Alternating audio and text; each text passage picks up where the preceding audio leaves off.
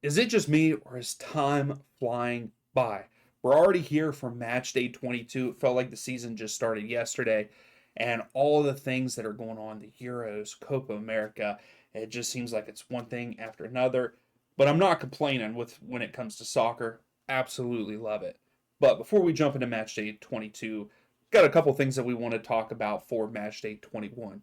Diego Chara breaks the record for most wins with a single club, beating out Nick Raimondo at 158 wins there with Portland Timbers over the midweek. Mihalovic for the Rapids get his first hat trick in MLS, which is pretty exciting. And then Real Salt Lake extending their unbeaten streak to 15. Just keep in mind the record is 18. Tell me down in the comments below, do you think that they will break the record, tie the record, or they will lose this weekend? Let me know. Also, before we jump into my predictions for match day 22, we're going to take a look at the nerdy soccer table. Cote still doing it and makes himself 3 points clear of those second place people, currently sitting at number one with 15 points. But we do have a three-way tie there for second. We have Matt's picks, Jerry, and Joey Betts with 12 points. And then, yes, you only see Sam there for number 5, but we do have a tie there for the 5th spot, and that is Sam and Save Crystal Gaming there with 10 points. You can get involved. QR code is on the screen. Link is in the description. 3 matches. Make your predictions. Work your way up the leader table. And at any point in time, if you want to check out the table to see where you are, if you're not in that top 5 spot, the link is also in the description. With that being said, let's jump into match day 22. So to kick things off there for match day 22, we have Columbus Crew versus Sporting Kansas City. Currently, Columbus Crew 3 wins and 2 losses in their last 5 matches. Sporting Kansas City 1 win and 4 losses in their last 5 matches. Not looking too well for Sporting. Columbus, though, 3 wins, 3 draws, and a loss there at home. Sporting Kansas City, 1 win, 2 draws, 6 losses on the road. The win probability heavily favored to the Crew with like 52%. Also, Crew are expected to score 1.4 goals, while Sporting is only at 0.8. In this match, I have to say I think that Crew get it done at home. They're very good this year, as they were last year, but they're at home. Only lost 1. I think they win this match 2-0 over Sporting Kansas City. Next up, we have DC United versus Houston Dynamo. Currently, DC 2 draws and 3 losses in their last 5 matches. Not looking good for DC. They do have a handful of injuries, though, but still, you got to find a way to win. Houston, though, 1 win, 3 draws, and a loss in their last 5 matches. Doing okay. They do have Karskia out on international duty there in Houston.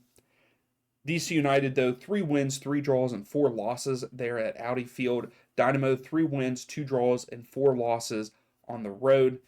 The win probability is in favor of Houston, just the way that they have been playing recently. The expected goals is 1.1 for DC United, Houston 1.7. So it's very close. I think if you round up for Houston Dynamo, I think that's what the score line is going to be, but not so much for DC United. I think they're going to score more. I believe that DC United don't get the win, but they do get a point here against Houston, and this game ends in a 2-2 draw there at Audi Field. Next up, we have FC Cincinnati versus the New England Revs. Currently, FC Cincinnati 4 wins and a loss in their last 5 matches, currently on a 2-match winning streak. Then you have the Revs, 3 wins and 2 losses in their last 5, currently on a 3-match winning streak for them. They started out very shaky at the beginning of the season and kind of turned it around recently, but how long is that going to last? They have a handful of injuries there for the Revs, but you never know. Cincinnati, though, 5 wins, 2 draws, 2 losses. They're TQL, where the Revs are 2 wins, no draws, and 5 losses on the road. They're only averaging about a goal, where Cincinnati are averaging 1.3 goals at home. The probability is in favor of Cincinnati, and I think that I have to go with that, even though the expected goals is 1.5 for Cincinnati and 0.8 for the Revs. I think Cincinnati win this match 3-1 over the Revs. So that leads us into the New York Red Bulls versus Toronto FC. Currently, the Red Bulls 2 wins, 2 draws, and a loss in their last 5 matches. Toronto 2 draws and 3 losses in their last 5 matches. Currently on a 2-match losing streak in both matches at home. So it's going to be hard for them to go on the road and get a dub here, in my opinion. But the Red Bulls, 5 wins, 3 draws, no losses there at Red Bull Arena. Toronto, 2 wins, 3 draws, 4 losses on the road. Red Bull is expected to score 1.6 goals, where Toronto is only 0.4 for on the road. Probability is favor of the Red Bulls, and I have to go with that. I think the Red Bulls win this match 2-1 over Toronto. So we move on down to Florida for Orlando City versus Chicago Fire. Currently, Orlando City, 2 draws and 3 losses in their last 5 matches. Not looking very hot. We all thought Orlando were going to be this great team. They're currently 24th in my power ranking. They also have 3 people out on international duty. Where Chicago Fire, 2 wins, 2 draws, and a loss in their last 5 matches. Currently on a 4-match unbeaten streak. Pretty good for Chicago Fire, in my opinion. Orlando, though, 1 win, 3 draws, and 5 losses there at home. Chicago, 1 win, 4 draws, 3 losses on the road. The win probability is in favor of Chicago Fire being on the road, which I feel like we would never say that about Chicago Fire, but I like it. I do like it. But the expected goal is 0.6 for Orlando, 1.3 for Chicago. I don't think Chicago go on the road and win this, though, but I do think that they get a point, and I think this match ends in a 1-1 draw. Now, we move on to Philadelphia Union versus Charlotte FC. Currently, the Union, 3 draws and 2 losses in their last 5 matches, currently on a 2-match losing streak. Charlotte, though, 2 wins, 2 draws, and a loss in their last 5 matches. Philadelphia, I don't know what's going on. Last 2 matches they've lost. I guess it was to Inter Miami and Cincinnati, 2 of the best teams in the league. But especially being at home for some of them, they've sucked at Subaru Park. 1 win, 3 draws, and 5 losses there at home. Charlotte, 2 wins, a draw, and 5 losses on the road. The win probability is in favor of Charlotte going on the road to win at Subaru Park, which is quite frankly understandable with how well Philadelphia has performed there at home.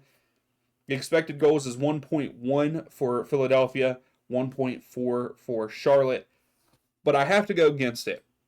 Yes, I've picked Philadelphia to win 9 times, and they've only won twice whenever I predict them. But I think that they win this game. I think that they win this match 2-1 over Charlotte. Next up, we have Minnesota United versus Austin FC. Currently, Minnesota, 1 win, a draw, and 3 losses in their last 5 matches. Austin, 2 draws and 3 losses. I really thought that we were seeing Austin turn it around, but in these last 5 matches, that has kind of died out. Currently, Minnesota, 4 wins, 4 draws, and only 1 loss there at home.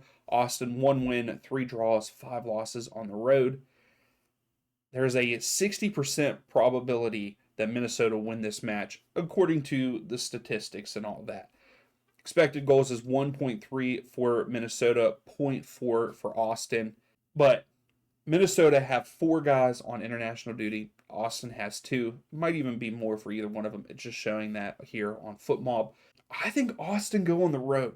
I got a feeling, this is a gut prediction here. I think Austin go on the road and get the 3 points and win this match 1-0 over Minnesota United. And I think one of the good games this weekend is Nashville versus NYCFC. Currently, Nashville, 2 wins, 2 draws, and a loss in their last 5 matches. NYCFC, 3 wins and 2 losses in their last 5 matches. Currently on a 2-match losing streak, which is not good for NYCFC. We have not really seen that. Nashville have 3 guys out on international duty, but they found a way to win in Toronto during the midweek. But they are 3 wins, 5 draws, and 2 losses there at Geodis Park, where NYCFC, 3 wins, a draw, and 4 losses on the road. The win probability, not as big as that last game, but Nashville, it's saying 41% in their favor. The expected goals is 1 to 0.8. And I got a feeling it's going to end kind of like that. I think Nashville get the job done there at Geodis Park and win this match 1-0 over NYCFC. Now that takes us to St. Louis City versus my Atlanta United. Currently, St. Louis 2 draws, 3 losses in their last 5 matches. I'll say it again over and over. I'm very surprised by this for St. Louis. I really had high expectations for them, and maybe I shouldn't have went based off of their first and only season last year. But I'm still excited to see them play. Hopefully, they get something going there in St. Louis. Atlanta United, 2 wins, a draw, and 2 losses in their last 5 matches. Pineda is gone.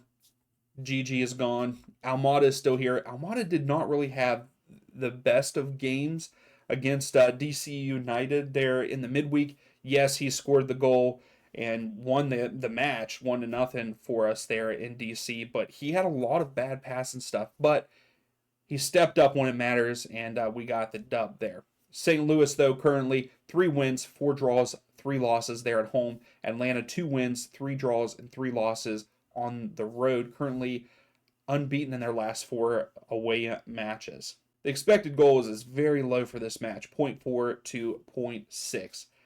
I really want Atlanta to start to turn it around. I like their intern coach. I would actually like to see him be the coach because in his first stint, he did a very good job. But I don't think that they win here. I think that St. Louis step up because they got beat 3-0 against Colorado in the midweek. I think they step up and they win this match 2-0 over Atlanta United.